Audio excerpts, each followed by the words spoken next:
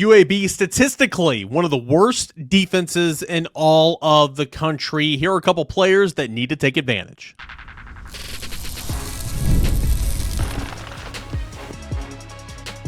You are Locked On Vols, your daily podcast on the Tennessee Volunteers. Part of the Locked On Podcast Network, your team every day. Good Friday morning, everybody. Welcome into it. Your Friday morning Locked On Vols. I'm your host, Cain, a member of the VolQuest.com team here in town covering your Tennessee Volunteers weekday mornings when you wake up. And, of course, after football games, we got post-game shows.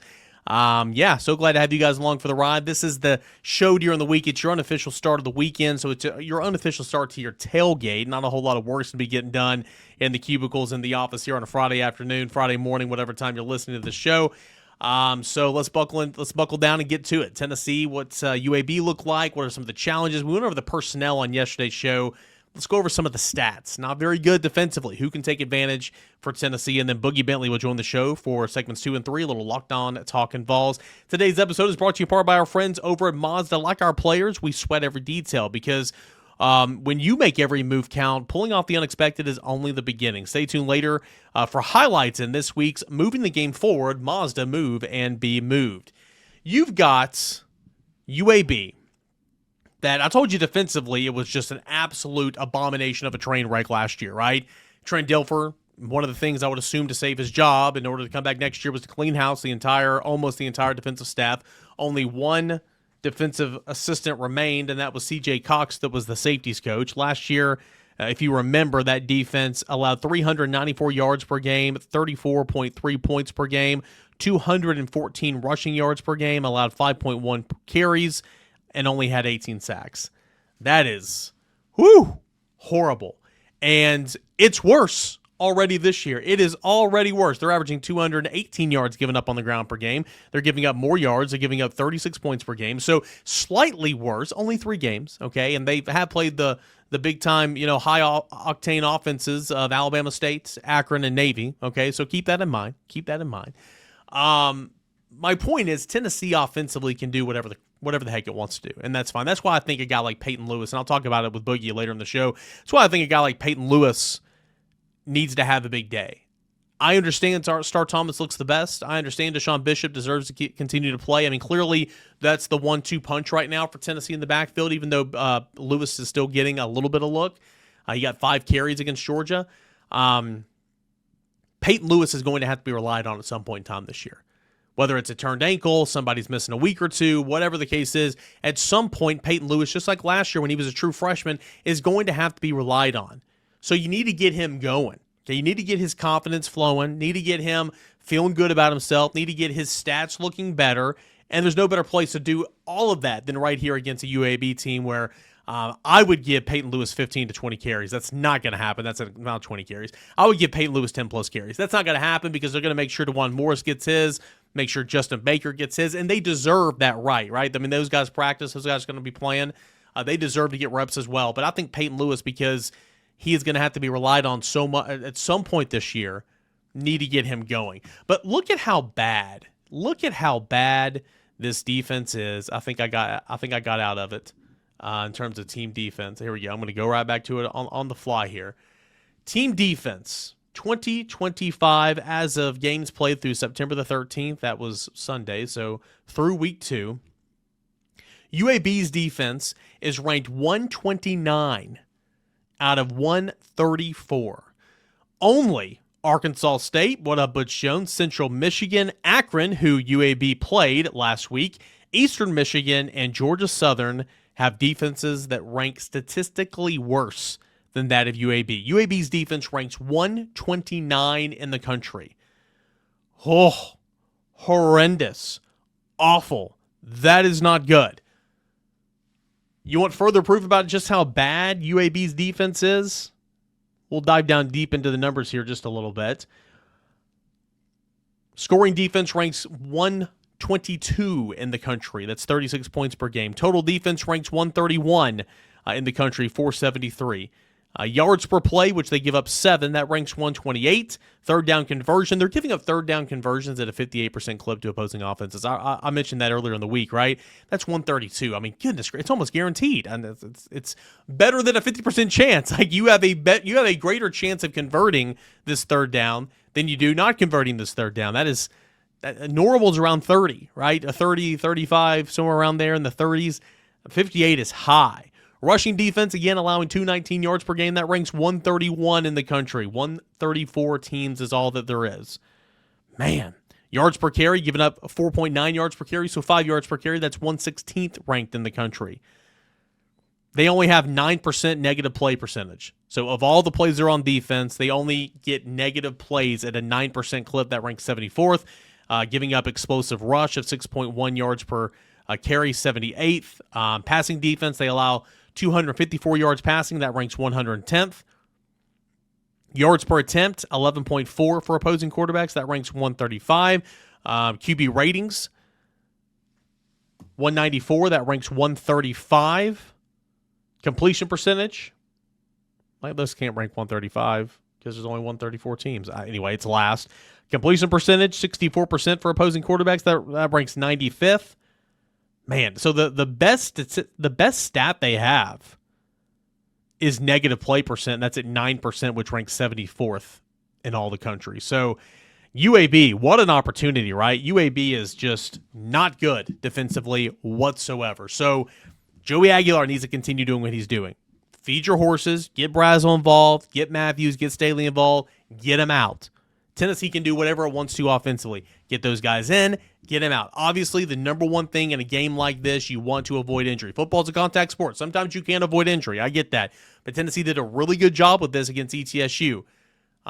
Need to be fortunate. Got to go out there and play, but you need to let all these young guys get in there and get a lot of work. I'm looking for Jack Van Dorselaer to play a ton of snaps. I already mentioned Peyton Lewis, and I'm excited to see what Travis Smith can do as well. Rodarius Jackson out this week. I think he's going to be out for a couple of weeks, so could Trey Weary take advantage of that walk-on wide receiver on the outside? Remember, only 7 scholarship wide receivers. Amari Jefferson's buried on the depth chart, and then you already have a backup out. So really you're kind of playing with 5 scholarship wide receivers, right? Especially when you talk about the outside options. So maybe look for a guy like Trey Weary to make some moves in a game like this on the outside of wide receiver. Defensively, needs to be a dominant effort. Need to defend the screen game a whole lot better. Need to shut down the run. This is defensively where you need to pad your stats. And offensively, UAB is a whole lot better than they are defensively. They have Jalen Kitna, coached by Trent Dilfer. I mean, they're going to throw it around a little bit, right? But defensively, you are bigger, you are faster, you are stronger, you are significantly better. Need to have a stat stuffing type game and get some confidence moving forward before you jump back in to SEC play for sure the following week. All right. Boogie Bentley of the Talkin' Vols Network. He's going to join me when we come back. We're going to get into a conversation, get his thoughts to tie a bow on the Georgia loss, what Tennessee can take from that Georgia game moving forward. Great conversation, as always, with Boogie Bentley. That is coming up next as we move on right here on your Friday morning Locked On Vols. Stay tuned. This episode is brought to you in part by Mazda's Moving the Game Forward. For those who believe it's not just about the game, it's about redefining it. There are moments that do more than put points on the board. They move crowds, move culture, they keep moving the game forward. This week's movement of the game forward is Joey Aguilar against Georgia. I mean, from quarter number 1, where he started 14 of 14 for 213 yards and 3 total touchdowns, till the final buzzer when he finished with 381 yards, 5 total touchdowns. Joey Aguilar was a spotlight player, fantastic guy that really put the gas pedal down and kept Tennessee in that football game the entire time. When you follow what moves you, the unexpected is only the beginning, and just like there's more to every highlight, there's more to a Mazda vehicle. Mazda, move and be moved. Big shout out to Mazda. Big shout out to Wayfair. The weather's cooling down, not this week, but in general it is. The days are getting shorter, and that has me wanting to make my home feel even cozier. When it comes to cozifying your space this fall, Wayfair is the place to go. Wayfair has everything you need to set the mood for the season, whether it's comfy recliners, warm bedding, autumn decor, or even an espresso machine so you can make your favorite latte at home. I recently picked up a recliner purchasing it from Wayfair, and it is phenomenal. It's the perfect piece. It was the missing piece to kind of my man cave down here outside of these walls that you're seeing on YouTube where my home studio is. I love it, and you can as well. Cozyfy your space with Wayfair's curated collection of easy, affordable fall updates, from comfy recliners to cozy bedding, autumn decor. You'll find it all way less at wayfair.com. That is Wayfair, WAYFAIR.com. Wayfair, every style, every home. That is Wayfair. All right, Boogie. So it's Friday morning. Time has passed since the Georgia loss.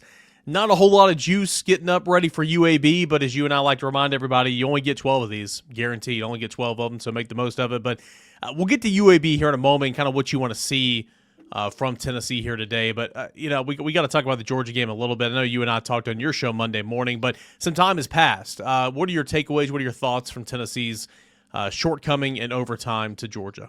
I think you look around the country, man. You look at what some of the national media is saying about Tennessee. I think most people, when you take the emotions away from it, most people look at Tennessee and go, wow, they're better than I actually thought they were, right? You saw Joey Aguilar go out and do it. And that was a big thing going into that Georgia game, is Kirby Smart has owned Josh Heupel. He just has. Since Heupel took over on Rocky Top, Kirby Smart's owned him, and not just owned him, but just dominated him, man. Tennessee has not been able to score. They've never scored more than 17 points. You go out, you score 38 in regulation, and I've kind of been hammering this home all week. It's not just NICO. It wasn't just NICO that struggled. It wasn't just Joe Milton that struggled. It was Hendon Hooker. It was that 22 offense that everybody wants back in Knoxville. They struggled, never scored more than 17. Joey Aguilar, this young wide receiver room that everybody doubted, this offensive line that was piecemealed together. You only got one returning starter in Lance Hurd. They kept Joey Aguilar clean all day on Saturday. I know Georgia registered a sack. That's because Joey Aguilar dropped the snap and fell on it. That's the sack for the day. But the offensive line played well. The wide receivers played well.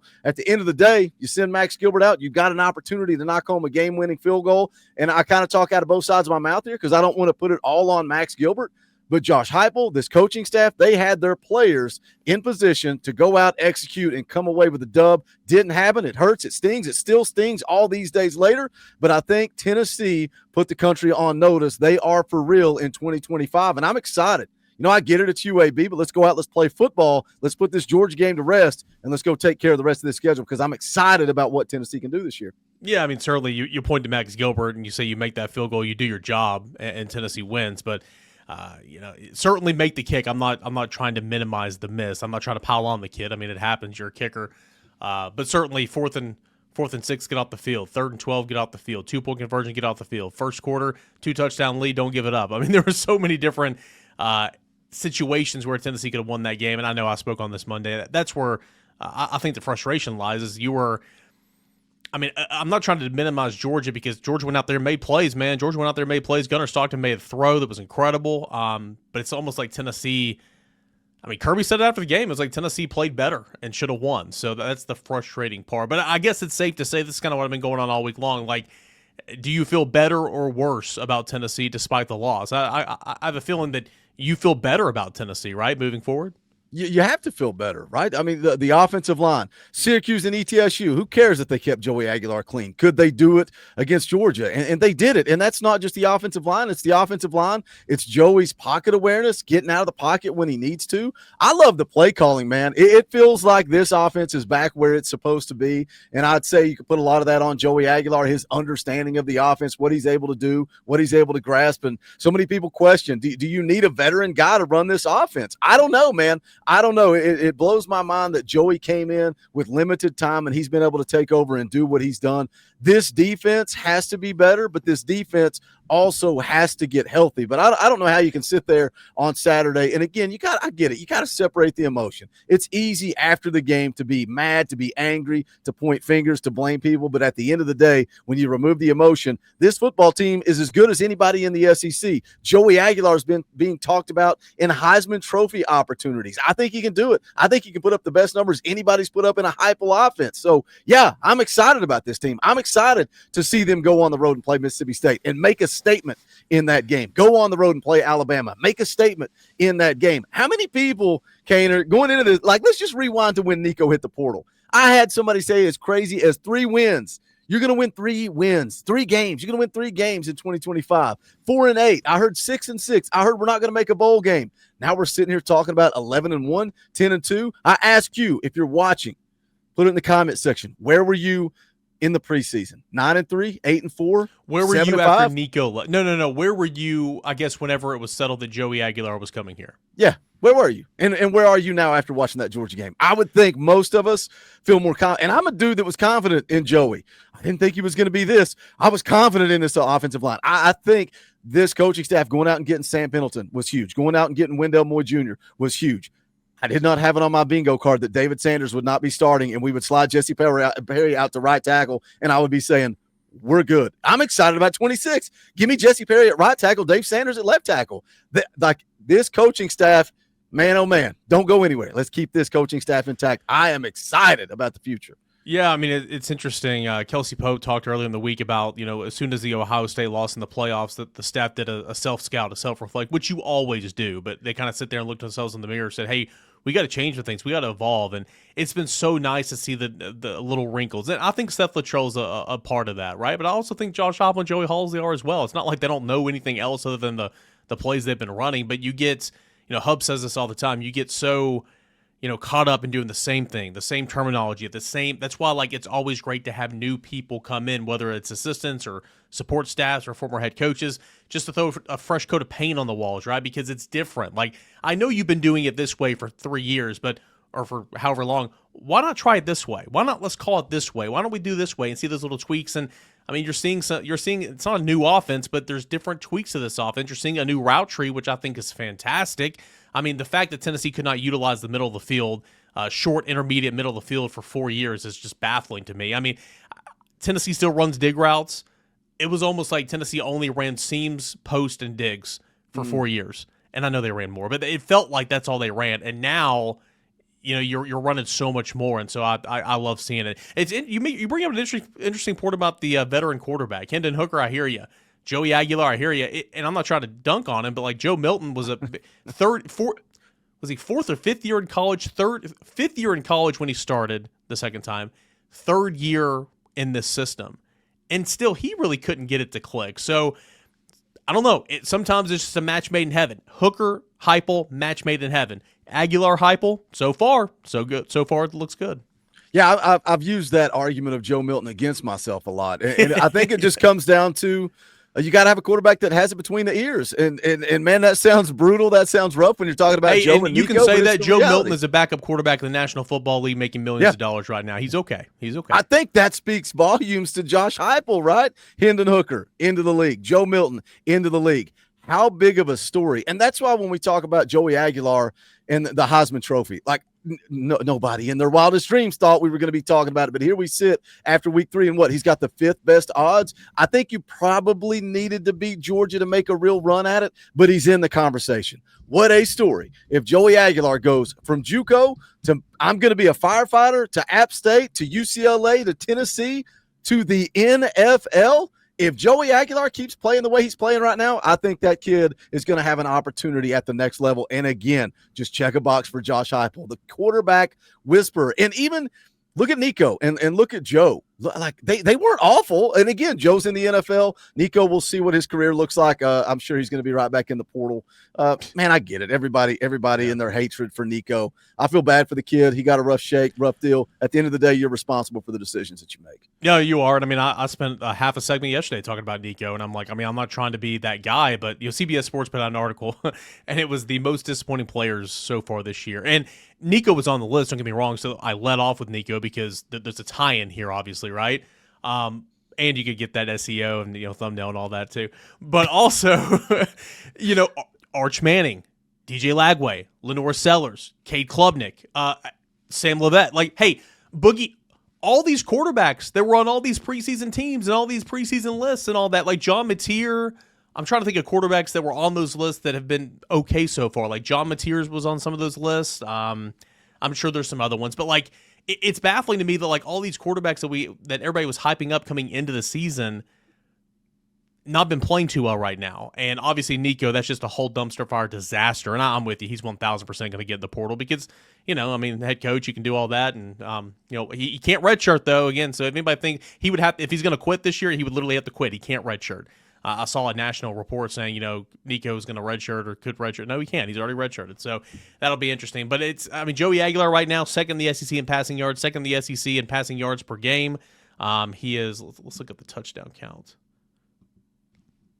I think he is second in touchdowns, only to Taylon Green.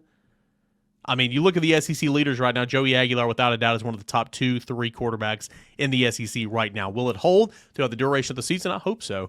But right now, he is playing better than 14 other starting quarterbacks in the league. And again, what he did against Syracuse, don't care. What he did against ETSU, don't care. But look what he did against Georgia, right? That's been his most productive game statistically was against Georgia. 24-36, 371, 4 touchdowns, added a rushing touchdown. And I made a video Thursday morning, and gosh, I hate to do the comparison of him and NICO, but that was the big question mark with NICO was he couldn't do it in SEC play, right? His best game in the SEC was against Vanderbilt with 4 touchdowns. He threw a touchdown against Kentucky. If you take away Vanderbilt, and I think it was Mississippi State, he threw 3 touchdowns in SEC play, and that was it. And here we sit with Joey Aguilar, one conference game, and man, that's the one that he came out and he showed his competitive nature. And yeah, he had the 2 picks, but one of them, you could chalk it up to pass interference if you want. I didn't. I said he shouldn't have threw it into double coverage, cost him, and then the pick where Braylon Staley fell down. That's football. It happens. Yeah, the pick into double coverage down the sideline. Again, it's a pick. I'm not taking away from it, but I almost don't hate that because at the end of the day, if it's an incompletion, you're punting it. That was an arm punt, right? You would have loved to pick up the first down. Don't get me wrong. It's an interception, but I didn't hate that one. And the other one, simply Staley fell. Yeah. And so for the most part, he's put a couple balls in harm's way. That's going to happen. He's not going to be perfect. Look at the second quarter. For the most part, he has been so much. I did not think he'd be bad. I did not think he'd be anywhere close to 5 total touchdowns, almost 400 yards passing against the Georgia Bulldogs. That's awesome. Hey, more coming up. Your Friday morning, we call it Locked On Talking Vols. Eric Cain, Boogie Bentley. We'll look at the UAB Blazers, the Fighting Trent Dilfers, and what Boogie wants to see from Tennessee in this game. That's coming up next right here on your Friday Locked On Vols. This episode of Locked On Vols is brought to you by Square. Your favorite neighborhood spots run on Square. There are certain businesses that truly make the neighborhood feel like home, whether it's a local sports bar packed on game days, the coffee shop that knows your order by heart, or that corner deli that's been serving your community for decades. These are the places that bring people together. When neighborhood businesses thrive, the whole neighborhood thrives. There's plenty of local spots in my neighborhood that comes alive every Sunday during football season, every Saturday during football season. Everyone's in team colors. The energy is incredible, and it feels like the entire block is there cheering together. Square is a proud partner of more than 4 million neighborhood businesses around the world. 4 million neighborhood businesses around the world. Here locally in the Knoxville area, if you're around, Square is a part of Dose Bros. Tennessee Baseball, big fans of Dose Bros. Underdog Collectibles, Games and Things. There's over 20 businesses I'm looking at right now, and I'll mention more next time we talk about Square that utilize a Square, and they're back in the neighborhoods. They can back you as well. Go to square.com/go/LockedOnCollege. One more time. Square.com/go/LockedOnCollege to learn more. But before you do, go support your favorite neighborhood spot. You'll be happy you did. Square, see you in the neighborhood. So as always, big thanks to Square, and a big shout out to DoorDash. It is almost the weekend. Ooh, just one more sleep, and it's football time back in Tennessee. Time to look back and crown last week's MVP. Who delivered? Powered by DoorDash. Just like you win on Saturdays with DoorDash Streaks, saving more every time you order. These players delivered when it mattered the most. So let's break it down. I know that defensively there was some shortcomings, but Dominic Bailey and Bryson Eason, man, they need help. But they played over 60 snaps at defensive tackle. Bryson Eason, who's a defensive end, mind you, having to play defensive tackle right now because of the injury situation. Those guys played over 60 snaps apiece. They combined for 8 tackles, a TFL, and a sack. Those guys gave everything they had for Tennessee like they have been the past 5 years, and they played very, very well. And just like Dom Bailey and Bryce Neeson delivering for Tennessee, DoorDash delivers for your Saturdays. With DoorDash Streaks, you can save every Saturday you order, stack it up all season, and you can save up to $250, including getting a $100 DoorDash credit. Order this Saturday. Keep the streak alive. Fuel your game day only with DoorDash. Terms apply. Promo period through November the 18th. All right, so you got to get up off the mat. I'm glad Tennessee's playing this week. I do wish, we could debate this. I do wish Tennessee was on the road at Mississippi State this weekend. I do. I got no really? time Hold on a second. Pump the brakes. You do? You want to go on the – don't let Georgia beat you twice. No, let's go play UAB. You called them the Fighting Trent Dilfers. We'll call them that. Let's go play them. Let's go hang 60 on them. I would want to not play Mississippi State right now is because I like for this team to get a little bit healthier. So, I mean, I'm with you there for sure. But, I mean, don't take any Saturday I said it earlier in the show. Don't take any Saturday for granted because you only get 12 guaranteed. Only get a select few at home at Neyland Stadium. So I'm excited. Don't get me wrong. It's just, I mean, Tennessee's going to do whatever it wants to tomorrow. And exactly, I mean, my biggest thing is you're sitting there, it's like, okay, get in, get out, get in, get out. Get those young guys in, get those young guys in. It's like a worried parent watching the football game. I would like to go out there because I think Mississippi State is going to be a challenge. I'm excited about that game, but more than anything, I'm glad that Tennessee's not off. I'm glad Tennessee's playing. You need to play. You need to work through this and go out there and put your frustrations out on somebody else and allow some of these young guys to continue to get reps. Tennessee's not defended the perimeter very well. Screen passes, short outs, all that type of stuff. I mean, Georgia ran a ton on them. Syracuse ran a ton on them. That's one area this defense has got to get better at. And this Tennessee defense, albeit with the injuries, bigger, faster, stronger than anybody on that roster you're going to see on Saturday. So go out there, get live game reps, and work on your craft. I want to see Tennessee have a dominant defensive effort against this team. The offense is certainly better than the defense for UAB, for sure. But I want to see Tennessee's defense have a dominant effort because I do think Tennessee's defense is certainly not last year, obviously. It's probably not as good as we thought it was going to be. I know injuries play a role into that. But I do think this defense still has a ton of playmaking ability. I still like this defensive line. I'm going to like it a lot more when they get healthier. I love the ability to get to the passer. Linebackers have got to play better, Boogie. I still like the corners. They need more depth. Safeties need to take a step up. Games like this is when you can get those live game reps, and so I'm excited to see kind of what Tennessee's defense look like. Tennessee's defense needs a good day. It needs a dominant effort. Yeah, I am 100% in the same boat with you. Like, Tennessee's offense is going to do whatever they want to do. Whatever they want to do to UAB, that's what they're going to do. Their defense was a train wreck a year ago, and it's even worse this year. They're giving up statistically 36 points a game this year. I think it's 136th ranked defense, which I don't know how many FBS teams there are. Is there 137? Or there might be. You got to be at the bottom. You got to be at the bottom. You got to be way down there at the bottom. So you got to go on the NCAA stat page. You got to go to page 3 to find UAB on any defensive statistic. Statistical category is easy for me to say. They're bad, Cainer. That's just the bottom line. They're horrible. Where are they? They're on. Go find page 3. I'm pulling it up. All right. So this is what the people pay for right here. Is that see, a real pro would talk, but I think it's more fun to watch you scramble. So we're going to watch. Okay, so the best defense is BYU right now. The worst defense, let's go over to 3. Let's go down. All right, there are 134, and it looks like Control F. Man, this is what the people pay for. I'm here for it. All right, it looks like UAB is ranked 129 out of 134. Georgia Southern, Eastern Michigan, Akron, who they played, Arkansas State. What up, Butch Jones? And those are the only teams that are Central Michigan. Those are the only teams that have a worse defense right now than UAB. And throwing it back to last year, Kent State comes in a spot just ahead of UAB at 128. So who cares? Tennessee's going to score 60, 70. Do whatever you want on offense. I'm with you, though. I need to see a dominant defensive performance. You gave up points to ETSU. You gave up points to Syracuse. Obviously, you're in a freaking heavyweight fight with Georgia. They're going to throw the football, man. They throw for over 300 yards a game. That quarterback hitting is pretty decent, man. 6 touchdowns, 3 picks. I'm with you. I want to see a dominant performance. And we talk about the injuries. In Tennessee, they do need to get healthy, and they're going to be a lot better when they get healthy. But I love the quote from Josh Heupel. I think it was before the Georgia game. This game don't care. This game don't care if you're hurt. They don't care if you're banged up. Guess what? Everybody's banged up. I'm not going and studying Georgia's injury report. I'm not going and studying UAB's injury report. I know Cainer does. You can go check that out at volquest.com. I'm not scanning through all of the injury reports. But we know what Tennessee is. We know they're banged up. They're going to be way better when you get David Hobbs and Jackson Moy back on the inside, and Don Bailey can get back to playing on the outside. But guess what? Ricky Gibson ain't coming back. Is Jamad McCoy coming back? I don't know, man. Like the more I read and the more I see, I'm like, is this thing a 50-50 deal? Does he want to come back, but somebody's talking him into not coming back? I don't know, but Ty Redmond is a dude. And I get a lot of people were critical of Ty Redmond because he struggled at times against Georgia. That's a true freshman. Everybody wants to say 3-star you. That kid made a lot of plays, and he's going to continue to make plays. I don't know where you go. Where do you go at corner, Cainer? I know we talked about McMurray. I think we need to get him out there, get him playing some corner, and let Boo play more star. I think that's going to help you out. But then you go into a walk-on at that point if you're looking for depth at the corner position, or do you bring along another true freshman?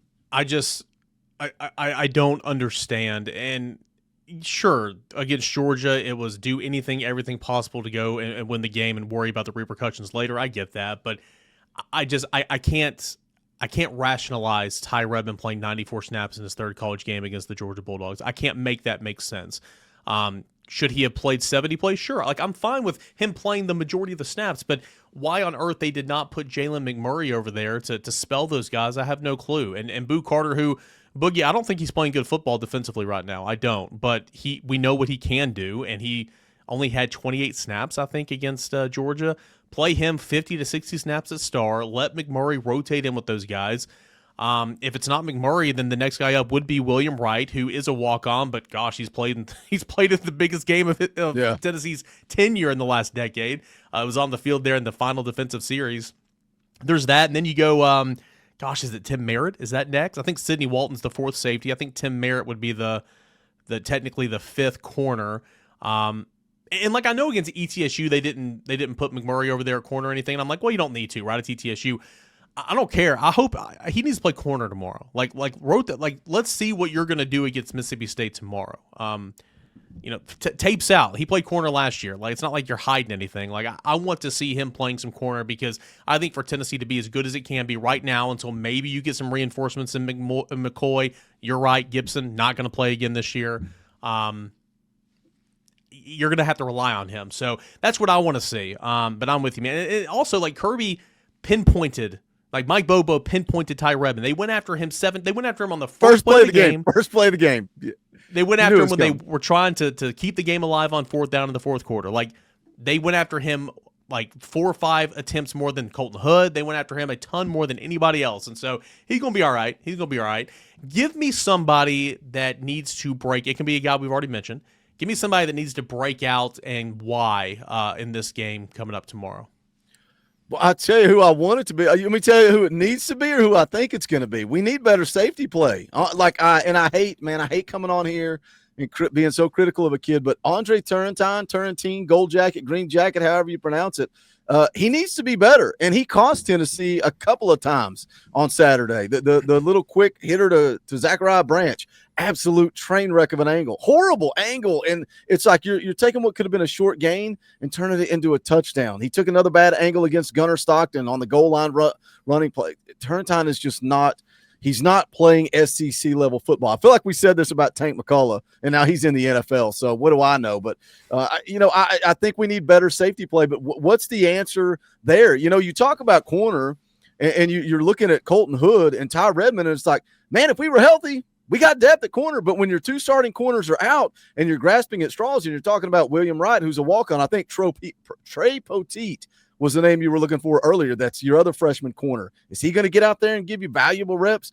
I don't know. We have depth until we don't. And I think the depth at corner is a problem. I don't know what the answer at safety would be. And, you mentioned Boo Carter's not playing very good football. A popular trend is saying, Boo played safety in high school. Can we move Boo back to safety and leave, McMurray? And then it's like, now you're just jumbling guys and shuffling guys and piecemealing it together. And it doesn't work that way. We're talking about college football. We're not playing EA Sports college football on a Tuesday night over on the Talking Balls Network. But I don't, you asked me who I think should break out. I don't know that Andre Turrentine is going to break out. I think he just is who he is at this point. So, is that a cop-out? I don't know that that's the answer that you want. I think Idris Farouk, I'm excited about him. I think he is playing good football at times. He's still young. He comes downhill and will hit you, man. Love that. He feels like an old-school safety. He screams Tank McCullough to me.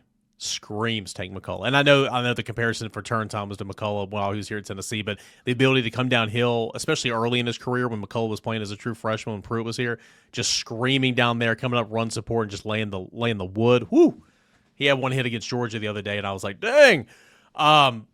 For me, and as far as the boo to safety, I know we got to wrap some things up here. As far as boo to safety, I think that as a true freshman, the star position is the most complex of the defense. They only gave him that. Learn, force feed a little bit. Don't worry about it. This spring, it was that and wide receiver. Of course, we know about his train wreck of a fall camp and how he was in and out, not really there, and missed some things and all that. So I don't think that a move to safety midseason would make sense at all. No. I think what would make sense would be you had Turntime that played 97 snaps. You had Farouk that played 78. You had Caleb Beasley that played 20. Caleb Beasley needs to play about 50, between the two, right? I think that makes more sense. After that, I don't know. I don't know what the answer is. My answer to this would be, let me flip it over to the offensive side of the football, and this is how we'll end here. Give me Peyton Lewis to get in the end zone a couple of times. Give me Peyton Lewis to get 15 carries, and they're not going to do that. They're going to feed DeJuan Morris. They're going to feed Justin Baker. Those guys deserve to eat in a game like this. I get it, but here's where I'm at on Peyton Lewis. At some point this year, you are going to need him. He's clearly third fiddle right now. Star Thomas, Deshaun Bishop playing much better. Star Thomas feels like the best back they have. Deshaun Bishop deserves to keep playing. Peyton Lewis is third. But at some point, someone's going to get hurt, turn an ankle, be out for a week or two. Think about last year. It was Dylan Sampson, and Bishop missed 4 games, and Lewis missed 4 games. And they alternated who was kind of second fiddle to Sampson, because that happens. Football's a contact sport. At some point this year, you are going to need Peyton Lewis. You want him to be feeling confident. You want him to still be fresh, getting game reps and all that. And I think this is the perfect game to kind of get him going a little bit. I think Peyton Lewis is a guy that could eat tomorrow in a big way, but as far as the 15 carries, that's a pipe dream. He's not going to get 15 carries because they will give Justin Baker and DeJuan Morris some action as well. Yeah, you're cheating on me. I didn't know we could talk about offense. Offense is easy for me, man. I want to see Travis Smith come out and ball out. There you go. And we saw him get an opportunity against Georgia, and, man, hat right on the ball. That's a tough play to ask him to make.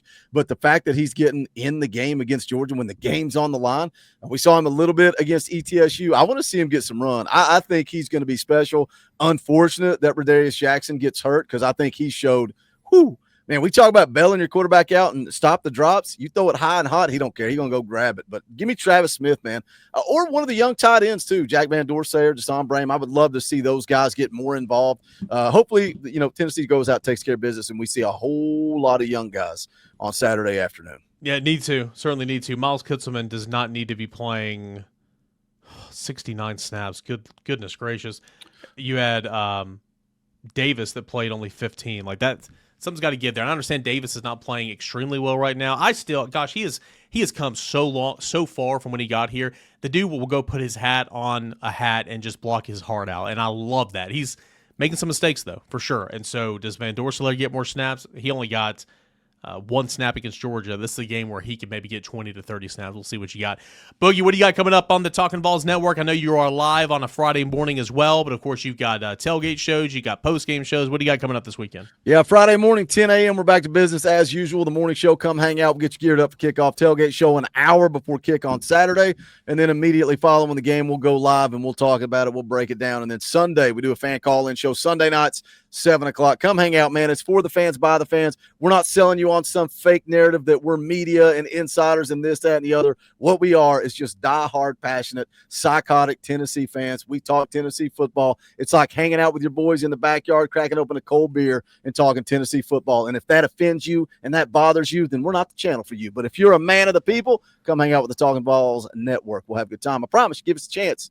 You'll enjoy what we do over there. If you don't, he'll fight you. So be ready. Bring it on. I'll see you at G10. All right, Boogie. Appreciate it, man. Thanks so much. Always a good time, man. Love chatting with Boogie Bentley on our Football Fridays right here on Locked On Vols. Hope you do as well. Tennessee and UAB coming up tomorrow, Neyland Stadium. Early game, 12:45. Looking forward to getting in, getting out, checking out some other college football as Saturday goes on, and I know you are as well. Excited to see Tennessee back in Neyland tomorrow. If you're going, stay safe, enjoy the day. If you see me around, say hello, and we'll be back breaking down every single piece of that football game right here Saturday night on Locked On Balls. Appreciate you guys as always, you guys and gals. If you have a friend, a family member that's a Tennessee fan, that they're not involved in this podcast, they're not watching it, they're not listening to the show every day, tell them about it. Tell them about it. Let's get more and more Tennessee fans involved. Let's grow this show so we can get it in front of more and more Tennessee fans. Appreciate you guys as always. This is Locked On Balls.